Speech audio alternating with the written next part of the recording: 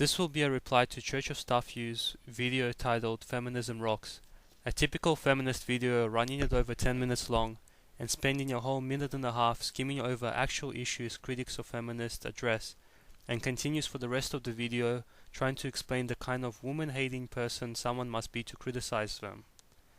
Rarely distinguishing between the difference between an MRA or a critic of feminists and someone who feels a woman isn't complete without a couple of black eyes and a broken jaw, he implies that anyone who does not subscribe to the limited feminist view of the world must not have a mother, sister, grandmother, aunt, friend, cousin, daughter, girlfriend, or wife who is female and who they care deeply about and want the very best for, or that they are women themselves.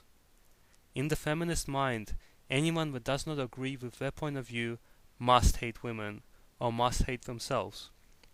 This thinking is further demonstrated when he mentions people hating the politics of Obama as having to be racist, as if the overwhelming majority of people, myself included, that wanted to see him in office has suddenly found a fondness for white sheets and burning crosses. It is feminists that see men as sitting in the ivory towers controlling and being responsible for every decision a woman makes. It does not fall in line with their views. A woman is a Republican, it must be a man influencing her.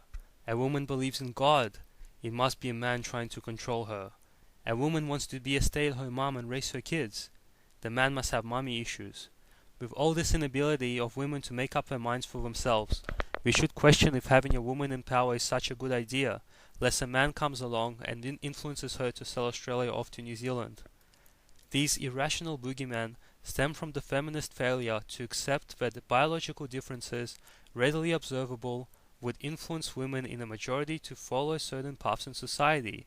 What adds insult to injury is that feminists promote these aspects of women that are positive, such as women being more naturally caring and nurturing than men. If, however, a woman decides to act out on this nurturing side and become a nurse or stay-at-home parent, she is suddenly criticized as having been raised poorly or influenced too much by those evil, conniving men again. With women more likely to continue through to uni than men, engineering and science departments are shrinking due to the lack of enrollments, while areas connected to human studies such as psychology, counseling, and the arts are seeing unprecedented growths. Are we to think that these intelligent women that have left men in the academic dust simply have their arms twisted? I personally would love to see nothing more than the competent women pursuing careers in those fields.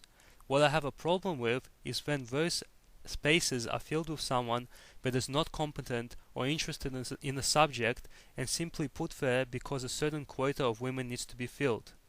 What politically correct feminists will never consider is that women are not pursuing careers in those fields because they're not interested in them, and not because of some sort of manipulation by men. For feminists, biological differences' influence on a person's attitude and choices is only relevant when it benefits their beliefs, but suddenly disappears when their beliefs are challenged on its basis. The difference between feminist issues and those of the MRA are the differences between fantasy and reality. While the MRA is concerned with real discrimination towards men in the law, feminists continue to regurgitate the fantasy that women have not surpassed equality into privilege a long time ago and can do whatever they want. I am an anti-feminist because I love women and want the best for them and society as a whole. I want the best, most qualified people to fly our planes, build our buildings, teach our children, heal our sick, progress our technology, entertain and make us happy, and defend us.